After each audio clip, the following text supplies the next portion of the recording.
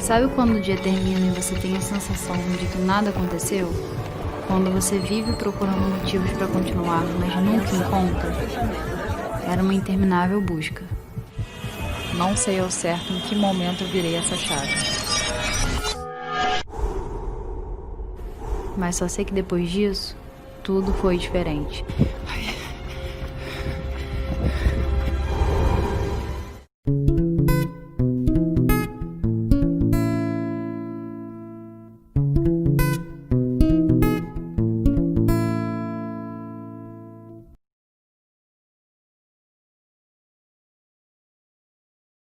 Bom, então dando continuidade ao nosso projeto Virtudes, hoje nós vamos falar sobre a virtude do otimismo. Então, o que seria essa virtude do otimismo? Seria a capacidade de acreditar razoavelmente nas próprias habilidades e nas ajudas do outro. E também a pessoa olha para as situações acreditando que pode dar certo e sempre tendendo a passar com alegria e disposição pelos obstáculos. Bom, os temperamentos, eles influenciam muito na nossa conduta. Eles são um elemento instável, mas também, de certa forma, aquilo que compõe a nossa personalidade. Os temperamentos colérico e sanguíneo, eles são naturalmente mais otimistas do que o temperamento melancólico e fleumático. Se o seu filho, ele já possui otimismo de forma natural, é preciso que você o ajude a fazer com que esse otimismo natural se torne um otimismo virtuoso.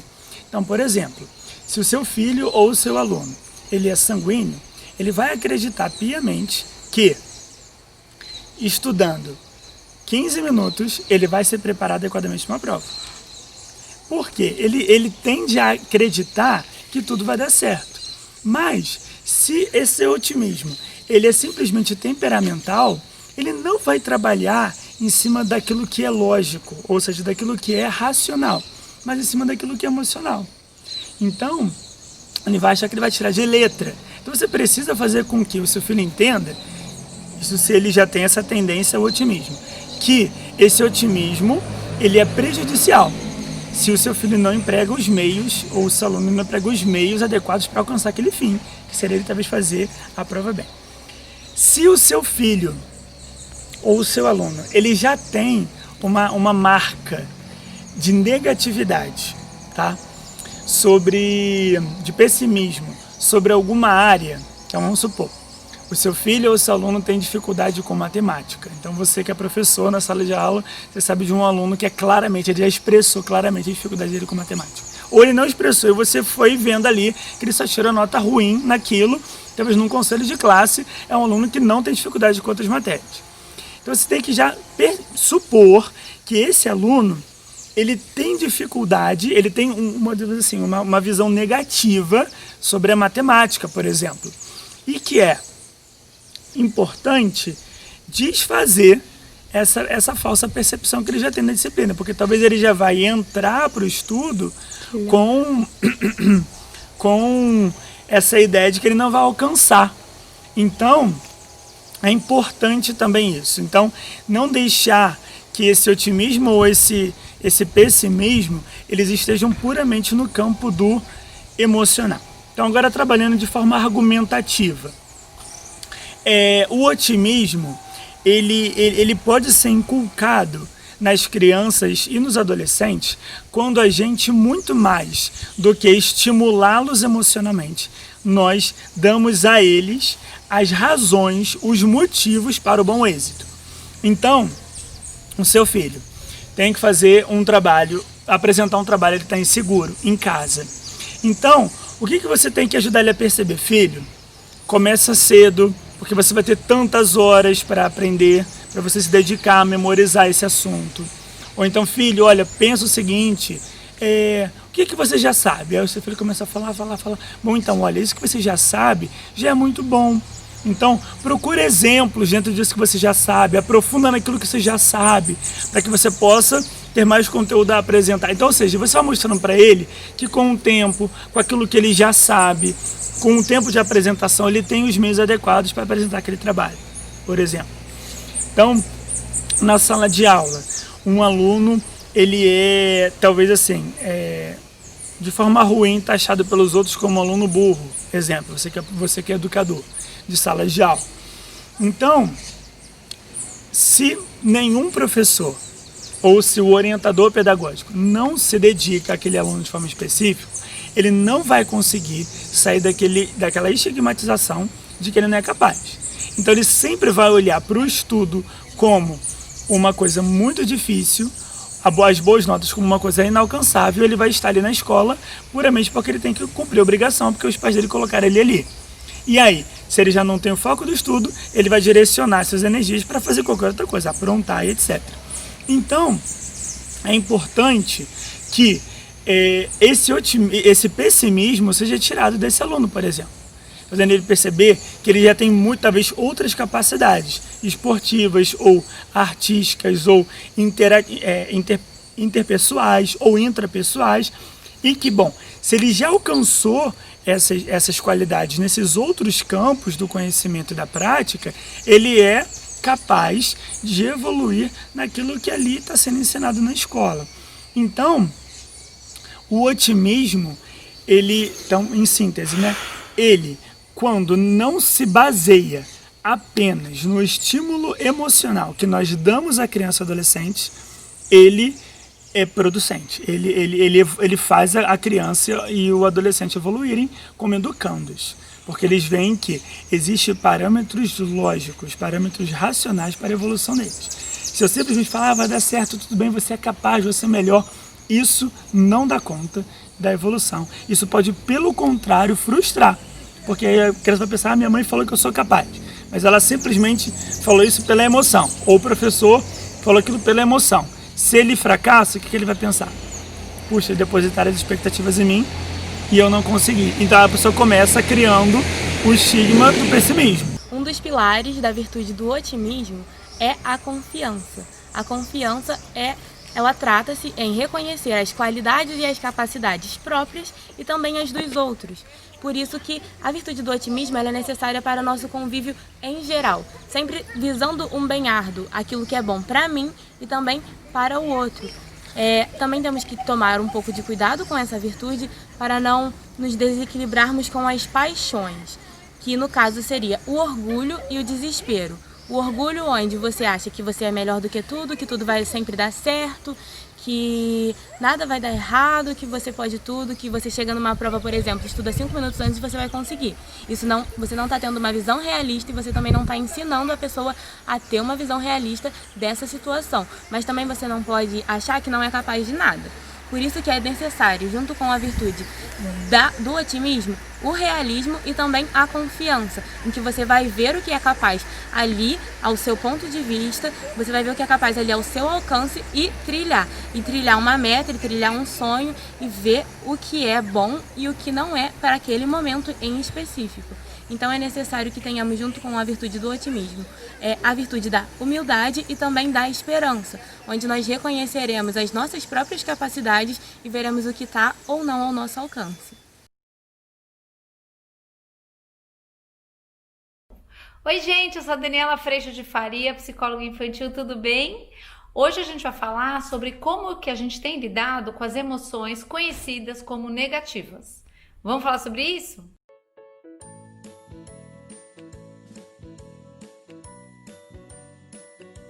Eu ando trazendo para vocês nos últimos tempos o quanto a tristeza, a raiva, a frustração, o medo, eles nos notificam, nos comunicam muitas vezes a respeito das necessidades ou a respeito de como a gente está agindo frente a alguma situação.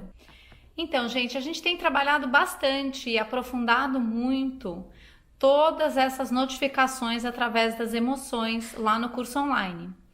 Eu te convido para vir fazer parte, porque esse entendimento ele é muito importante para que você consiga lidar da melhor forma quando a gente sente, tá certo? A gente sente e as crianças também. Mas hoje eu vou trazer para você um ponto que a gente também tem trabalhado bastante essa semana lá no curso, que é quando eu vejo meu filho com raiva, com tristeza, com medo, frustrado, chateado, triste.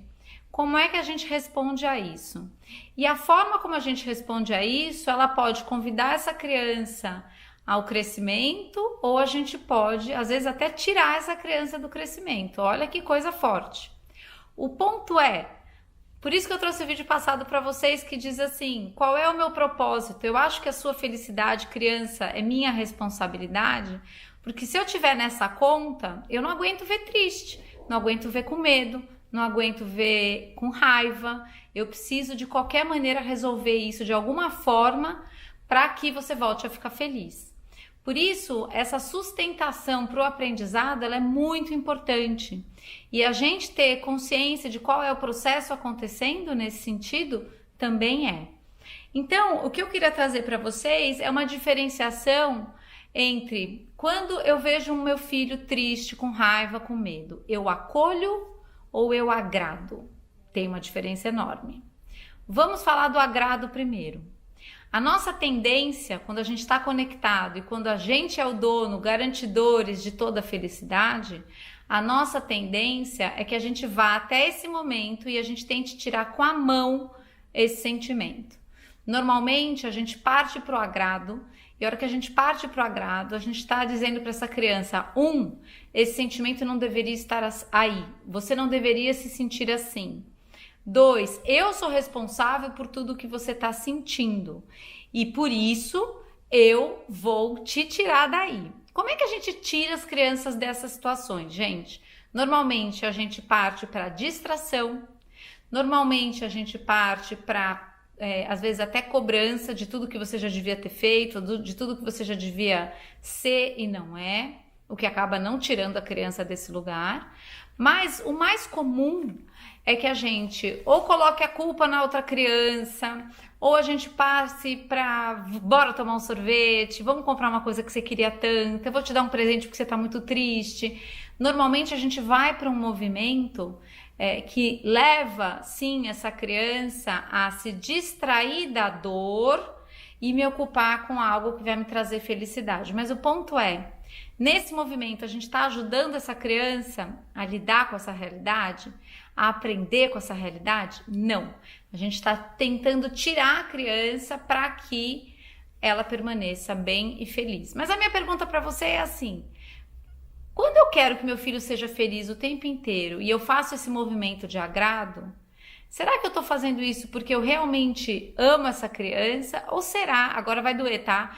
Que eu estou fazendo isso porque eu é que não suporto vê-lo triste, porque isso me desagrada. E eu quero fazer qualquer coisa para que essa criança esteja feliz, para que eu fique feliz.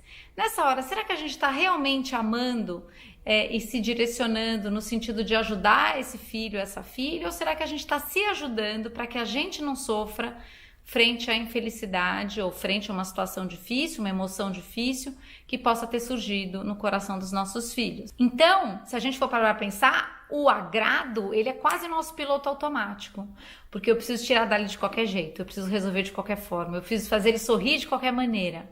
Mas, num longo prazo, esse processo ele pode sim fragilizar nossos filhos, deixar nossos filhos sem recurso de lidar com as situações da vida que existem e vão existir apesar de nós e apesar de toda a nossa vontade de gerar felicidade. Divergências, contorno, encontro com o diferente, ter que chegar a alguns acordos, decepções, tudo isso faz parte. E essa criança pode estar mais preparada ou se preparando a cada e se fortalecendo a cada oportunidade, ou pode estar mais vitimizada. No vídeo de vítima eu também falo bastante disso, e esperando sempre ser salva dessa situação por nós normalmente. Então, esse é um vídeo, gente, para fazer com que você pense como é que você está agindo e qual tem sido o seu propósito frente a um momento de desconforto e dor.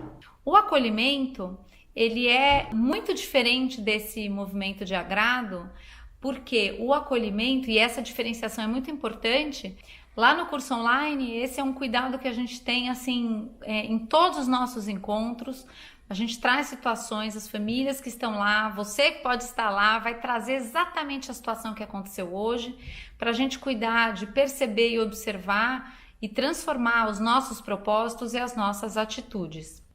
No acolhimento, eu me movimento para te encontrar na dor. Então, na hora em que eu vejo você absolutamente triste, eu vou até você, você me conta o que aconteceu, e aí eu faço aquela escaneada que eu brinco tanto lá no curso, que é assim, eu também vivo isso, óbvio que você também vive, e aí eu posso estar com esse filho. Eu lembro muito uma cena com a minha filha mais velha, que teve um momento de muita tristeza, e eu sentava no sofá e ela chorava, chorava, chorava. E aquilo, gente, eu sei, despedaça a gente por dentro. Mas o chorar junto, o dizer para ela, é difícil mesmo, é ruim mesmo, mas eu tô aqui com você. É de um colo, assim, às vezes até em silêncio, eu tô aqui com você. E eu sei o quanto é duro sentir isso que você tá sentindo. Esse é um colo que ele é frutífero, esse é um colo que frutifica, esse é um colo que abre espaço para reflexão a respeito das próprias atitudes, esse é um colo que faz com que haja esse esvaziamento no sentido de toda a dor que está ali, para que, porque eu vivi a dor, eu posso recolher aprendizados riquíssimos dessa experiência, para que eu numa próxima vez possa agir agora com esse conhecimento. Quando a gente encontra os nossos filhos lá, eu não vou dizer para você que não dói. Dói. Ó, me emociona, dói pra caramba, dói muito. Mas é no compartilhar dessa dor, é no estar junto nessa dor, que aprendizado e frutos maravilhosos também surgem.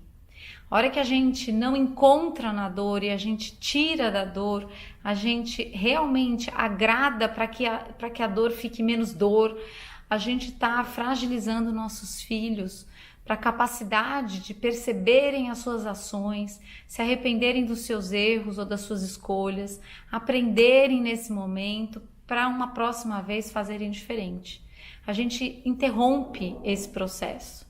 Obviamente, gente, esse não é um processo fácil. Esse é um processo que quanto mais a gente compreende o propósito desse contato e desse fica ali, porque vai florescer, mais a gente dá conta de encontrar os nossos filhos dessa forma. Uma das coisas que eu gosto muito da proposta colocada no livro da Brené Brown, Como Somos Imperfeitos, é o quanto a frase eu também, ela é um dos maiores colos que a gente pode viver. A hora que eu tô num momento de dor e você diz pra mim, Dani, eu também me sinto assim, eu já não tô só. Então, esse é o convite para que a gente saia sim do agrado e entre no acolhimento, para que a gente convide essa criança à responsabilidade de aprender nessa situação tão desafiadora para fazer diferente numa próxima vez.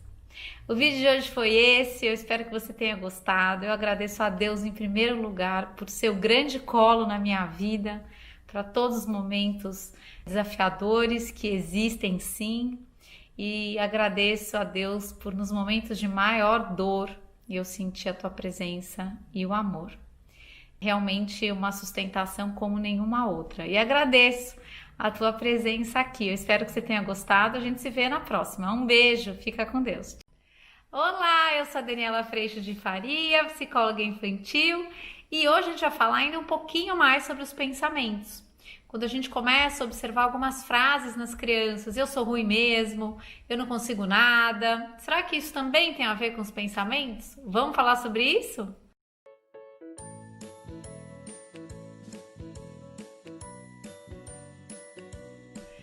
Oi turma, tudo bem? Antes de mais nada, se inscreva aqui no canal. Eu sou muito feliz de ter a tua companhia durante todos esses anos e sou muito, muito agradecida por toda essa caminhada.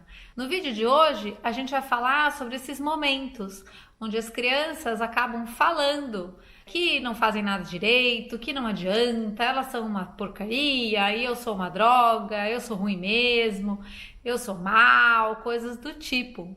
De onde será que isso vem? Como é que a gente pode entender esse processo acontecendo e principalmente como é que a gente pode ajudá-los?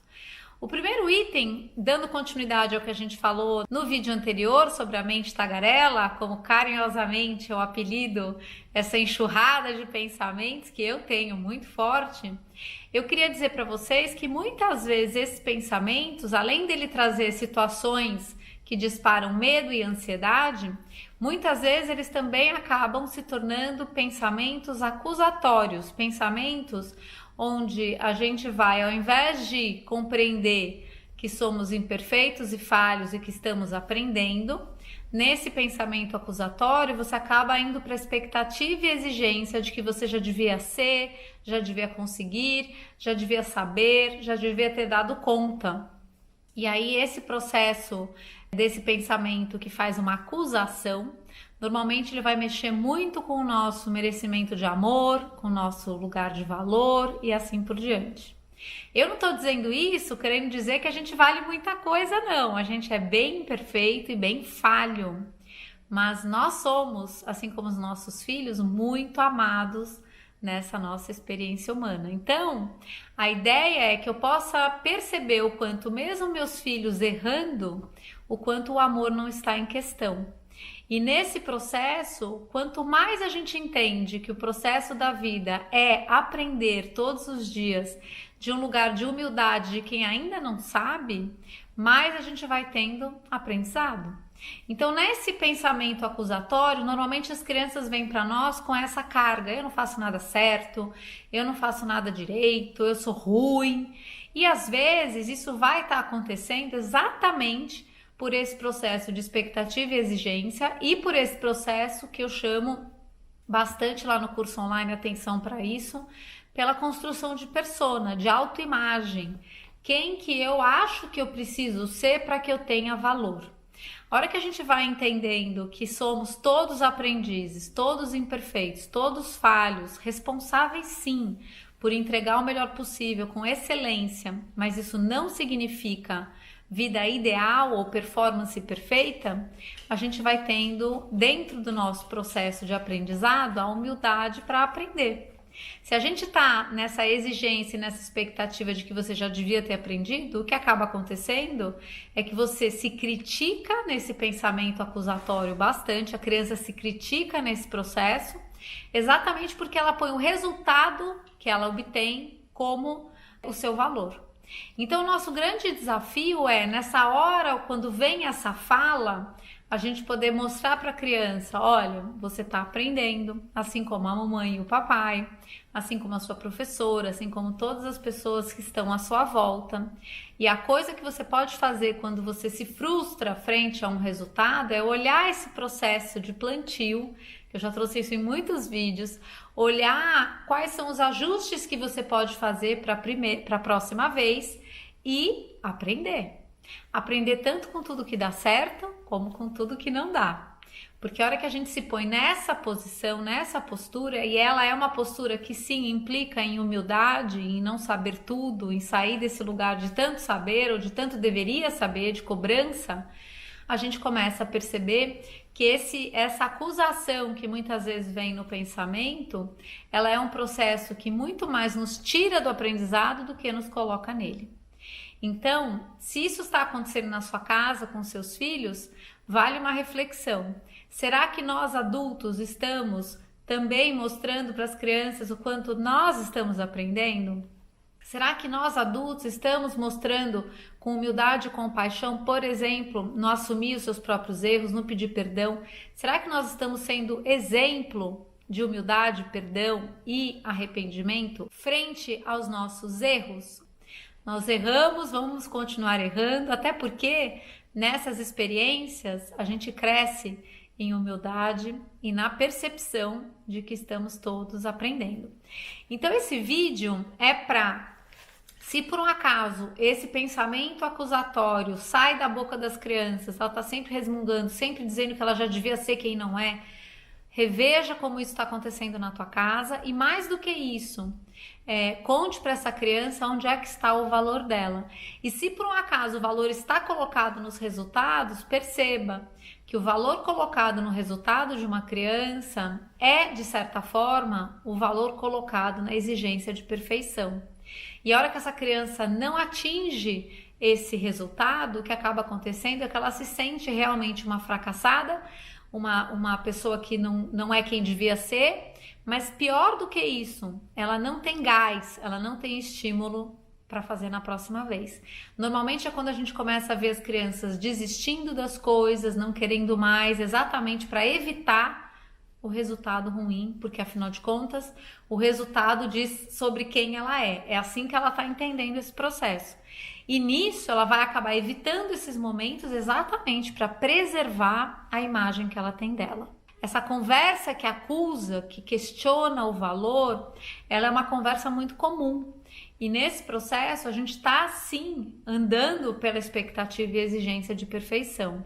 E a hora que a gente entende essa conversa acontecendo dentro da gente, a gente pode ajudar as crianças a calarem essa conversa, perceber que elas estão aprendendo, trazer humildade no coração, o gás para seguir aprendendo e colocar para as crianças que é assim mesmo. Esse é o nosso processo humano de aprendizado constante, de falhas, de acertos, tudo isso vai acontecer na nossa vida. A cosmovisão cristã, ela é muito interessante nesse processo porque ela traz exatamente esse amor que não acontece, o amor de Deus por nós, que não acontece no merecimento, não é pelo nosso mérito. E eu acho muito importante a gente fazer esse paralelo com os nossos filhos, afinal de contas, nossos filhos não precisam ser perfeitos para terem nosso amor. Mas nós estamos também aprendendo e somos também imperfeitos nesse processo todo. Então, obviamente, que na hora em que essa criança entende que a única responsabilidade dela é realmente entregar com responsabilidade o melhor possível e aprender a cada experiência, esse lugar de erro, de falha, ele vai se tornando um lugar de mais compaixão, mais amor, de não questionamento sobre o seu valor, e sim um lugar de responsabilidade, de aprendizado, para que novas posturas surjam na próxima vez, quando há falha, e a permanência de posturas que têm tido, sim, um bom plantio e uma boa colheita. O vídeo de hoje foi esse. Eu agradeço muito a Deus por me amar, mesmo sem eu merecer, e agradeço muito a tua presença aqui. Se você quiser aprofundar todo esse conteúdo, eu te convido para vir para o curso online, onde lá a gente realmente cuida de todo esse processo no nosso dia a dia, bem pertinho. Um beijo, fica com Deus. Tchau!